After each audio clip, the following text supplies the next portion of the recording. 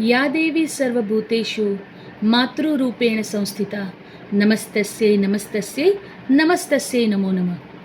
આ શ્લોક અમે સર્વ અરવિંદભાઈ ધોળકિયાના પરિવારના સભ્યો અર્પણ કરી રહ્યા છીએ મમ્માને, એટલે કે હર્ષાબેન ધોળકિયાને, જેમનો આજે શતક જન્મદિવસ શરૂ થયો છે. આજે જો મમ્મા હોત તો તે 100 વર્ષના હોત, અને એટલે જ અમે તેમને નાની નાની કવિતા, જુદી જુદી ભાષાઓમાં કવિતા અર્પણ કરી રહ્યા છીએ. મુરબ્બી વડીલ અરવિંદભાઈ ધોળકિયાનો સમગ્ર પરિવાર કવિતા બોલી અને મમ્માને યાદ સાથે વંદન કરશે. મૃદુ, મક્કમ, નીડર, સરળ એવા મમ્માને આપણે સૌ પ્રણામ કરીએ છીએ અને એમનો જન્મ મહોત્સવ ઉજવીએ છીએ.